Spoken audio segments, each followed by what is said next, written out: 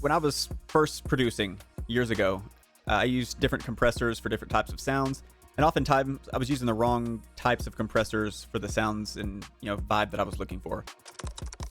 There are 4 types of compressors that most studios use and that most plugins are based on. Those 4 compressors are vastly different.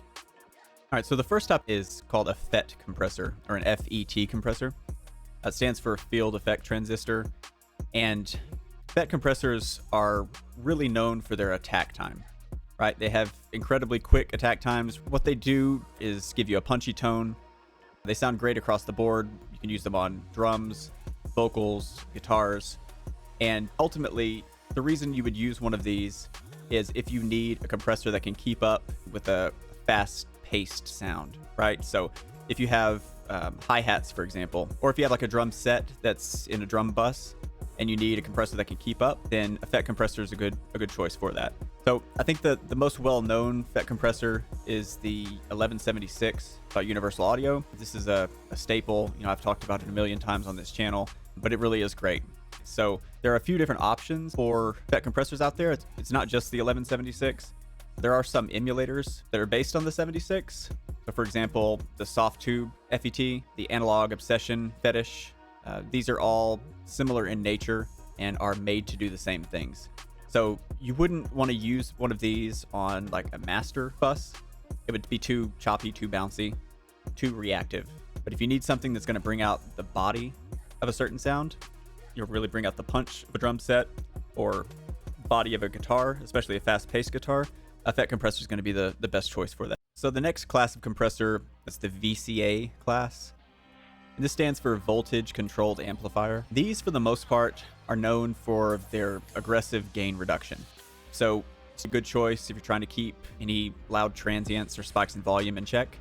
A VCA isn't used as an amplifier. It's best used as an attenuator to reduce volume. So if you have any loud spikes, for example, certain guitar solos that maybe have dynamic range all over the place, this is going to be a good choice for that. So the best known VCA compressor is going to be the SSL-G series. I believe this is based on the SSL 4000 board from back in the 70s maybe. Regardless, the SSL-G is all over the place. If you see any engineers on YouTube, they're probably using it, right? But this isn't the only one. The SSL-G is something that I personally vouch for. I use a lot of Waves plugins, and I use this compressor all the time.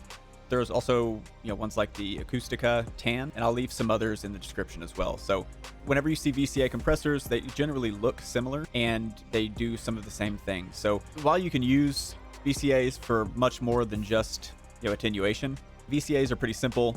I'll put some examples down in the description, and let's move on to the next class.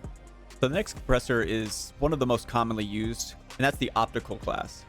So optical compressors or opto compressors, they basically use a light source to control how much gain reduction is applied. One of the best examples of an optical compressor is the LA2A. If you've ever used an LA2A before, one of the emulators for it, you'll know that the optical compressors are incredibly slow, right? They're very slow, smooth, rich.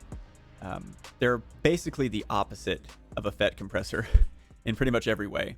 Optical compressors are used for all different types of sounds. I think it's most well known for use on vocals, especially if you have a singer. It provides rich color, a smooth compression, and it just feels very controlled and upfront. So an LA2A is generally a good choice for that. You can also use optical compressors on mix buses or master buses, just because, of course, with master bus compression, you don't want super responsive, fat, bouncy, FET compressor style compression, right? You want something smooth, controlled, and that's the whole point of mastering the track, right? So while the LA2A is the most commonly used, I would imagine, there are other options out there that are really good. For example, by Waves, the Renaissance compressor, or the R-Comp, is really great. Obviously, that's used on vocals quite a bit. Our Vox is the same way.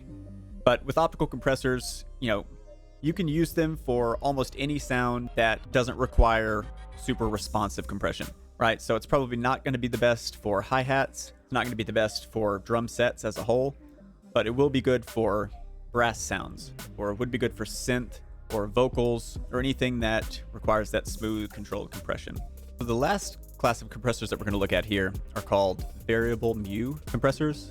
or sometimes they're shortened to VariMu. And VariMu compressors are the oldest compressor types out there. They rely on tubes to control gain reduction, and that leads to smooth, controlled sound. It's less aggressive than most compressors, but these types of compressors are great because they can add some color to your mix, and they can also level out some instruments that may sound thin, or weak, or wimpy. They do have a slower attack time. They're similar to an optical compressor in that regard. Similar to optical compressors, they can help glue your track together.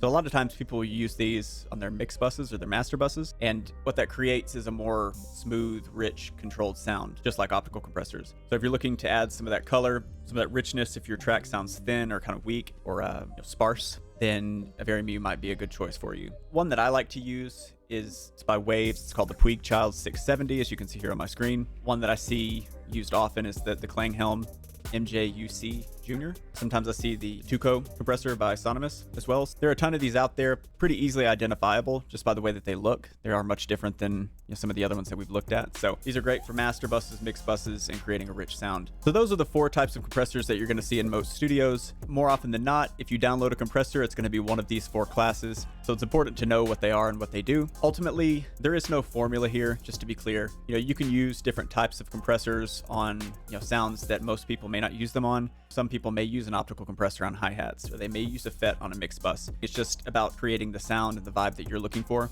These are just good starting points for achieving that. Hope you learned something today. If you liked the video, please like and subscribe, and I will see you guys in the next one. All right, thanks.